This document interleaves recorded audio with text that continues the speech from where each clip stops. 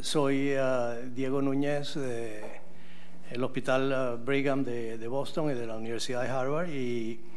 junto con Antonio Luna somos responsables, si se quiere, del programa que les hemos ofrecido en estos 3 días. En mi caso, como representación de la Sociedad Americana de Rayos Röntgen, que tiene acá 4 o 5 invitados en las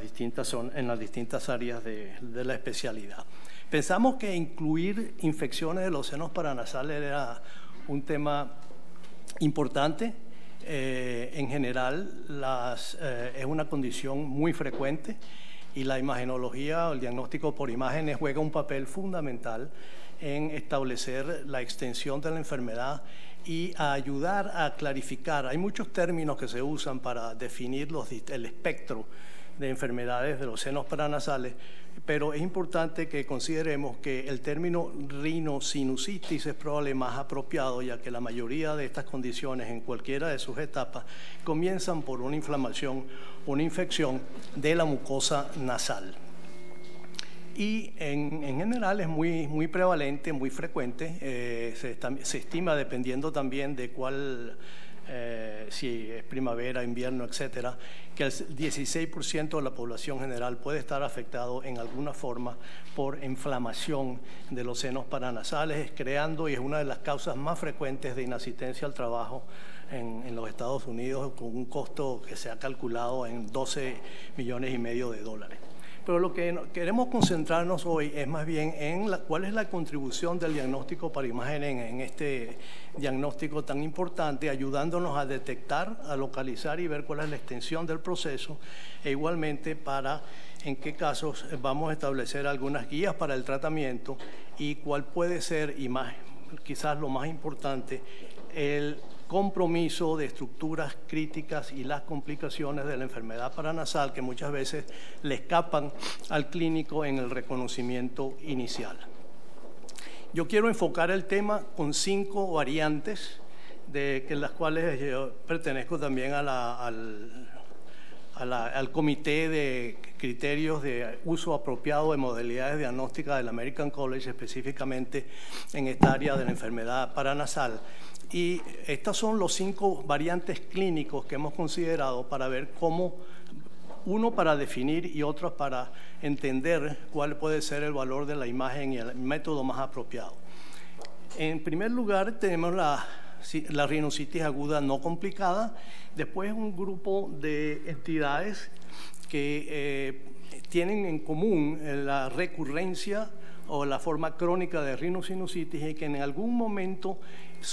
podrían ser propicios para el tratamiento quirúrgico. El número 3, la rinosinusitis aguda con las complicaciones que vamos a referirnos más específicamente en la orbitaria e intracraneal. Comentaremos algunos elementos cuando se sospecha una sinusitis fúngica invasiva y en qué casos las masas o la opacidad de un seno en particular nosotros podemos plantearnos la situación de la posibilidad de una masa y no necesariamente de una infección. En la sinusitis, variante número 1, sinusitis no complicada, se presenta en 2 variantes que todos conocemos, la forma viral y la forma bacteriana. La forma viral es el resfriado común, que realmente debe tener en líneas generales una duración menor de 10 días y en la que no realmente necesitamos la ayuda de la imagen en los casos más frecuentes, y la bacteriana puede tener un curso un poco más significativo, severo, como con descarga purulenta, obstrucción, dolor y presión en la cara, y puede estar presente debe estar presente por más de 10 días de acuerdo a las definiciones que hemos establecido, y puede ser un proceso recurrente cuando alcanza hasta 4 veces al año. En algunos de estos casos, la imagen, el diagnóstico por imagen y específicamente la tomografía puede tener un papel para evaluar cómo está el drenaje de los senos, la unidad osteomeatal y a ver si hay permeabilidad. Y en general, cuando hay una situación aguda, lo único que vemos con relativa frecuencia son esos niveles líquidos y unas secreciones con burbujas aerolizadas que son un poco más espesas. Pero no es un diagnóstico en general, un diagnóstico tomográfico. Lo que a nosotros nos interesa es familiarizarnos muy bien con la anatomía de drenaje de los senos, un epitelio estratificado que produce moco y que debe estar en circulación, y en las vistas laterales podemos específicamente ver cómo el seno frontal puede drenar a través por detrás del ducto lacrimal y drenar hacia el meato medio por delante de la bula etmoidal. E igualmente los senos etmoidales posteriores y el esfenoidal hacia el meato superior. Y en el plano frontal ya todos deben estar muy familiarizados con la anatomía del infundíbulo etmoidal, el hiato semilunar y el paso de aire circulando hacia el meato medio. Eso es lo que nosotros debemos buscar sistemáticamente en todas las evaluaciones de senos paranasales, particularmente cuando queremos demostrar que no hay problemas de obstrucción. En la variante número 2, lo común que tienen es cierta cronicidad y la eventual mejoría con un proceso quirúrgico. Y ven acá a la izquierda, les refiero 4 condiciones, como la forma recurrente de rinosinusitis, la forma crónica con síntomas hasta de 12 semanas, la no invasiva fúngica y la poliposis seno nasal o nasal y de senos paranasales. Desde el punto de vista clínico, estos pacientes tienen más cronicidad y pueden coexistir el drenaje mucopurulento, la disminución del olfato, obstrucción nasal y dolor en la cara. En esas formas recurrentes ocurre con frecuencia, pero la documentación, si se quiere, es más con el hallazgo tomográfico, por un lado, de que vemos cambios en la unidad osteomeatal que les acabo de describir, con opacidad y obstrucción, o desde el punto de vista endoscópico por la presencia de descarga mucopurulenta o la visión directa de una obstrucción del meato medio y la evidencia de pólipos. En la rinosinusitis crónica puede o no tener poliposis, eso es importante. La poliposis para nosotros es un diagnóstico que a veces podemos hacer cuando vemos esos relieves como en racimo de uva, etcétera, que podría en el contexto de un seno opaco. Y vemos acá como, por ejemplo, cuando hay poliposis, debe sospecharse cuando vemos cosas como, por ejemplo, que haya una atenuación del septum nasal, que hayan abombamiento de las paredes laterales de las fosas nasales, cuando hay también un aspecto truncado turbina, dicen, cornete, del cornete medio, y también el ensanchamiento del infundíbulo etmoidal. De esta forma, hay hallazgos como la obstrucción osteomeatal, la hipertrofia crónica de la mucosa, y es generalmente en varios compartimientos. No es que vean, no se limita típicamente a un solo compartimiento. Y tenemos también el otro concepto que es de cronicidad, que es el seno silente o atelectásico, generalmente el producto de una infección crónica con hiperostosis y aspecto atrófico del seno que no se desarrolló y que puede tener también efectos sobre la configuración orbitaria y producir un enoftalmo y eventualmente en los casos más avanzados diplopia. En la variante número 2 también debemos considerar la sinusitis o rinosinusitis fúngica no invasiva crónica, que es lo que conocemos todos como la bola de hongo, como el micetoma, y que se presenta como una lesión calcificada central dentro de un seno opaco. Se ve en pacientes inmunocompetentes, es una enfermedad crónica. Muchas veces vemos también como la opacidad central y la hiperostosis del hueso por la cronicidad, y el aspecto también que hay que revisar es si hay o no invasión o obliteración de la grasa periantral, que va a ser un signo que vamos a revisar ahora en la sinusitis invasiva. En resonancia magnética vemos la imagen T2, donde se ve de bajo signo, porque es realmente la concentración del hongo, o es una secreción disecada, o es más bien el hongo propiamente saprofítico, donde la mucosa no está invadida por el hongo, sino tiene más bien una hiperintensidad reactiva. La otra forma es una forma un poco más avanzada, más difusa, que es la forma alérgica de la rinosinusitis crónica, y es una forma benigna que está más bien relacionada con hipersensibilidad al hongo. Y es lo que vemos, esas zonas geográficas de localización central y a veces periférica, con pequeños septos, y la mucosa normal o hipertrófica rodeando a los elementos micóticos, y es una concentración de mucina, proteína, de mucho contenido proteico, que vemos con alta densidad en la tomografía y con baja señal en las secuencias T1 y T2, y son como capas o láminas de densidad aumentada correspondiente al hongo central y la mucosa alrededor, pero en una forma más dispersa que como lo vimos en el micetoma que les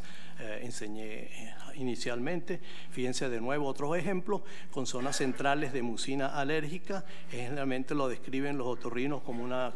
concentración pastosa, y con donde se encuentran generalmente fragmentos micóticos, del más frecuente el Aspergillus, y no hay necesariamente una invasión de la mucosa de los senos paranasales. Vamos a pasar ahora a la variante número 3, que son las complicaciones de las infecciones sinusales. Una de las cosas que ve siempre el clínico es si hay o no una como potencial causa de una celulitis periocular, que es como más frecuente se presenta mucho de estos pacientes, sobre todo los niños, y si hay enrojecimiento y fiebre. Y hay dos situaciones clínicas que generalmente debemos considerar: si la localización de la inflamación es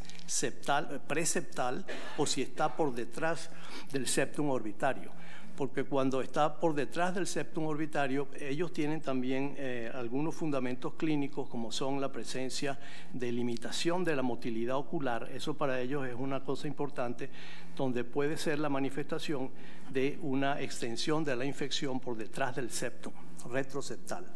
Entonces, eso es importante, al igual que la proptosis o si hay alguna disminución de la agudeza visual. Eso es indicación específica de que debe hacerse estudio radiológico. Bueno, es importante revisar la anatomía y qué es lo que pasa y por qué se transmiten las infecciones de un lado a otro. Hay dos factores que facilitan la dispersión de la infección. Una de ellos es lo delgado, que es la lámina papirácea, y que a veces está fenestrada por pequeños perforantes etmoidales, y la naturaleza sin válvulas del drenaje venoso de la órbita. Estas cosas favorecen, pues, por lo menos teóricamente desde el punto de vista anatómico, la dispersión o la extensión de la enfermedad del seno etmoidal hacia la órbita y en sentido posterior hacia los senos cavernosos. Pero hay dos situaciones que más bien impiden esa extensión de la infección, que son el concepto de la periórbita, que no es más que el periósteo de la órbita, que es un protector a la extensión de la infección, y el concepto del septum orbitario, que no es más que una condensación circunferencial de ese periósteo que se hace en la medida en que se hace medial, y es lo que limita las extensiones transorbitarias, si se quiere, de la cámara anterior, del preseptal, hacia la parte postseptal, que es una situación mucho más importante desde el punto de vista clínico, porque requiere en la mayoría de los casos tratamiento quirúrgico. Y de hecho, esta anatomía ha establecido los 5 estadios, no necesariamente que uno pase de uno al otro, pero hay 5 formas distintas de la complicación orbitaria de los senos paranasales, que es la preseptal, el absceso subperióstico que revisaremos, la celulitis orbitaria, el absceso orbitario y la trombosis de senos cavernosos incluida en este espectro. En cuanto a la lesión preseptal, pueden venir en dos variantes y nosotros como radiólogos podemos relativamente fácil establecer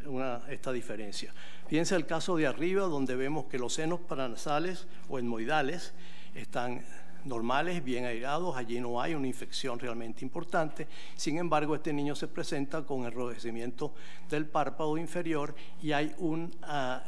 realce de la glándula lacrimal, de modo que esto es muy lógicamente un diagnóstico de dacroadenitis y draciosistitis, a diferencia del caso inferior, donde vemos que hay también un engrosamiento de los tejidos blandos anteriores y una pequeña colección, si se quiere, adyacente a una célula infectada de Ager-Naci-Cell, que es la célula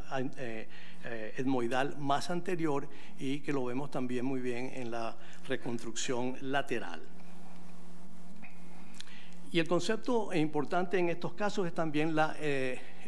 sinusitis etmoidal con complicación de absceso subperióstico. Lo más temprano realmente que ocurre es un engrosamiento del recto medio con cierta obliteración de la grasa adyacente. Fíjense que hay igualmente en el seno etmoidal opacidad e infección, y esto es el paso, 3 casos distintos. Generalmente tiene una configuración fusiforme de convexidad hacia la órbita y el sitio más frecuente es precisamente el compartimiento medial de la órbita por el paso de infección etmoidal, y aquí vemos otro ejemplo en el lado derecho y está con alguna burbuja de aire, y fíjense que comienza también a verse el desplazamiento del recto interno en este caso. Y pasamos también, vemos los ejemplos de celulitis orbitaria. Esto es un proceso mucho más difuso que tiene un componente retrovulvar, retroocular, con rarefacción de la grasa, elongación del nervio óptico y proptosis importante por la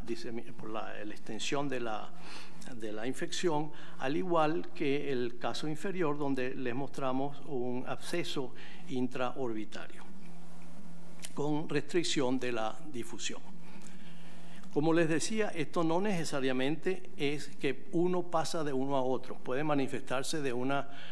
vez en alguna de estas formas. Y aquí vemos otro ejemplo de celulitis orbitaria con los mismos cambios descritos, proptosis, y ahora con una complicación que también se extiende hacia el intracraniana, con formación de absceso epidural y enfermedad o realce leptomeningio y formación de cerebritis en este caso en particular.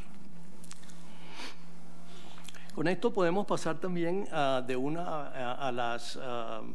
complicaciones intracerebrales. Tenemos en este caso, que lo vemos incluso con la radiografía simple, que ya prácticamente no lo usamos en la mayoría de estos pacientes. Hay adelgazamiento, atenuación de la pared superomedial de la órbita, y realmente hay una pérdida de la continuidad ósea con un absceso frontal, y como lo vemos también acá en esta otra proyección. Cuando hablamos de la sinusitis frontal y sus complicaciones, hay dos situaciones.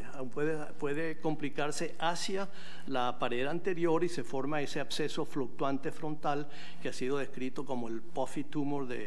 porque puffy significando fluctuante, de POD, y es lo que vemos acá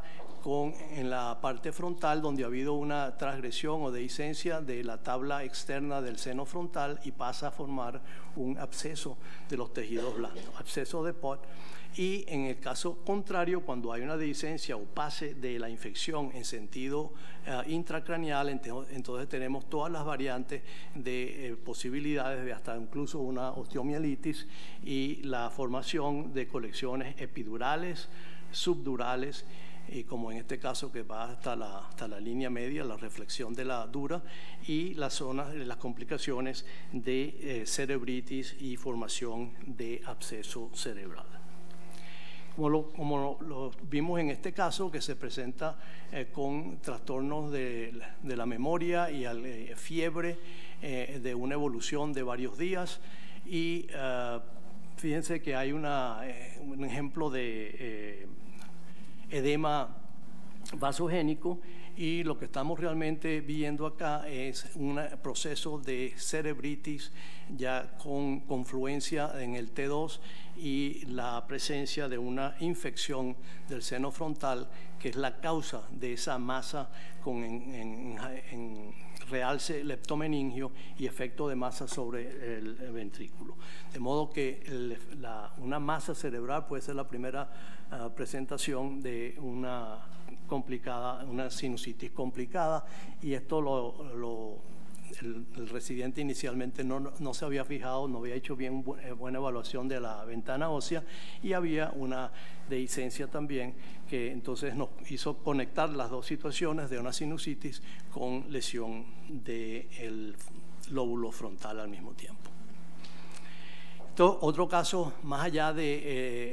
también por un adelgazamiento del plano esfenoidal, donde vemos la presencia de realce en las cisternas supracelar y basales, con la presencia de trombosis de las venas oftálmicas, e igualmente realce en el mesencéfalo, en las cisternas interpeduncular, y la presencia también en este caso de infartos por la presencia de vasculitis y oclusión de las arterias de la base, e incluso la presencia de una obstrucción de seno venoso en esta seria complicación. Y otro caso donde tenemos una sinusitis esfenoidal que tiene también su punto de dehiscencia posterior, y que luego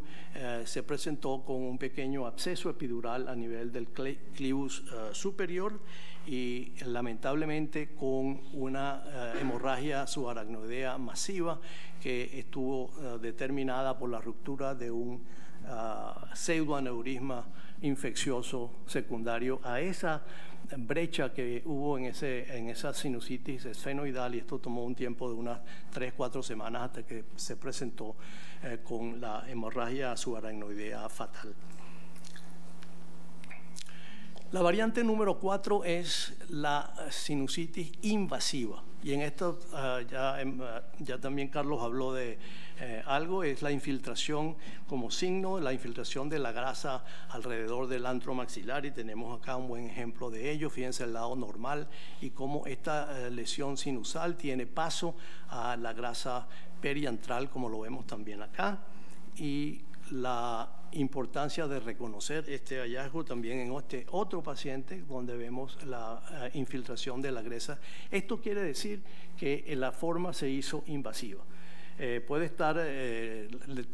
limitado al antro, pero donde haya, y no tiene que haber incluso rotura o dehiscencia de la pared lateral del antro, es una cosa que es permeable a través de ello, y generalmente ocurre en pacientes inmunosuprimidos con leucemia, y el Aspergillus es la infección más común en estos casos. Fíjense el aspecto prominente de la vena oftálmica, como los senos cavernosos ahora se ven realmente engurgitados, y el paciente realmente desarrolló un pseudoaneurisma de la carótida cavernosa relacionada con esta enfermedad que se extendió en sentido posterior a la región del seno cavernoso. También otro ejemplo de aneurisma micótico, y vemos también acá cómo este paciente con aspergilosis que se presentan con aparecias del cuarto o del sexto par en el seno cavernoso, y la extensión importante alrededor del seno cavernoso. Otras dos entidades, la mucormicosis, que ya se refirió Carlos también, muy agresiva, pacientes diabéticos no controlados, cuando haya combinación de lesión orbitaria, nasal y sinusal, y hay que estar pendientes de la posibilidad. En un paciente diabético hay que estar pendiente de esta posibilidad, y en los casos neutropénicos les enseño el caso de abajo, donde creíamos que había una masa y realmente lo que resultó fue un aspergiloma intraorbitario extendido de la infección del antro maxilar. Otro caso donde vemos acá, fíjense la importancia de esta situación, donde en la admisión vemos que había una pequeña hipodensidad en este paciente con conocida infección, también diabético, y se le hizo si se quiere, un curetaje, una limpieza de los senos paranasales. La lesión más bien progresó y lo que encontramos ahora, fíjense, el extenso condición de edema vasogénico con elementos de restricción y también de sangrado puntiforme en la lesión, en la secuencia de susceptibilidad, y esto es mucormicosis también con esta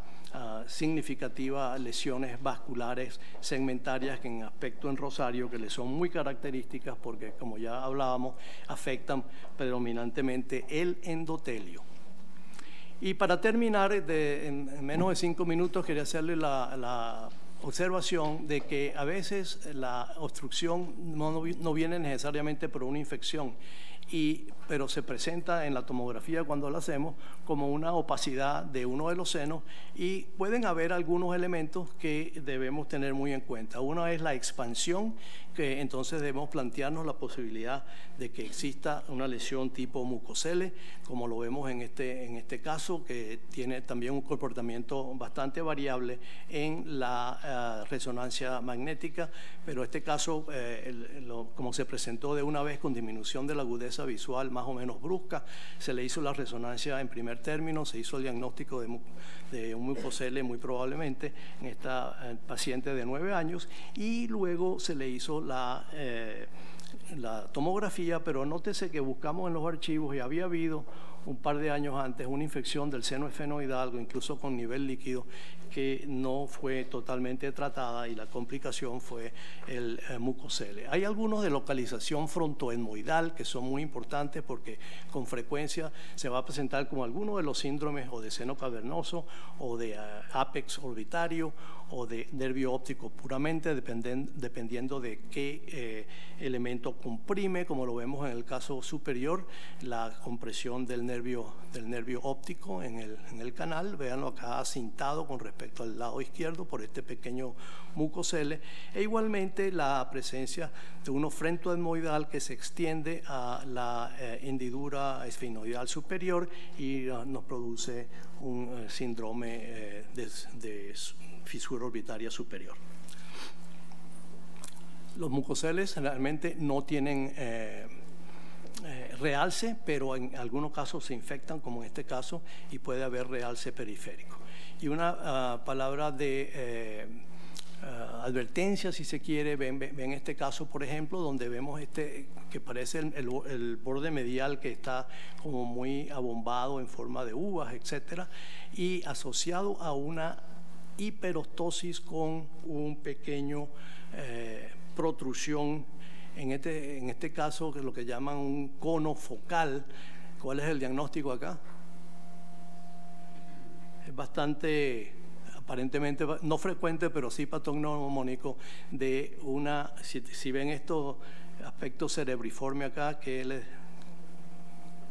el papiloma invertido. Papiloma invertido, que puede presentarse como una opacidad simplemente. En este caso vimos cómo hay en el contorno medial ese aspecto arracimado y la mucosa normal con la masa de aspecto cerebriforme, así como se describe el papiloma invertido. Y no olvidarse de esto que les voy a mostrar acá, porque muchas veces la opacidad de un seno y de secreciones retenidas, cuando ustedes revisan bien la integridad de la lámina cribiforme, por ejemplo, ahí lo que está pasando es cerebro y no es ninguna infección, a pesar de que el paciente puede tener descarga. Estos son un encefalocele etmoidal presentándose con opacidad maxilar y etmoidal, y asimismo otro de tipo esfenoidal, donde ven acá masa cerebral entrando allí al compartimiento izquierdo del seno esfenoidal. Se presentan en tomografía como una situación de opacidad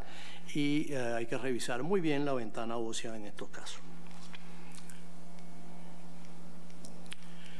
Bueno, para terminar, simplemente quería recordarles la importancia de los límites anatómicos de la órbita, reconocer las implicaciones clínicas de la oftalmoplegia y los trastornos de la agudeza visual en los pacientes que se presenten con enrojecimiento. Eso es un indicio de que puede haber un componente retroceptal. Pensar siempre en la posibilidad de la asociación de las infecciones frontohemorroidales y esfenoidales con complicaciones vasculares e intracraneales, y pensar en el mucormicosis y aspergilosis como los dos agentes más importantes en pacientes diabéticos e inmunocomprimidos, y los pitfalls, los fuentes de errores de masas que pueden presentarse con apariencia de infección crónica, como el mucocele, los tumores y encefaloceles e incluso aneurisma de la carótida cavernosa. Muchas gracias, creo que estamos pasando por su atención.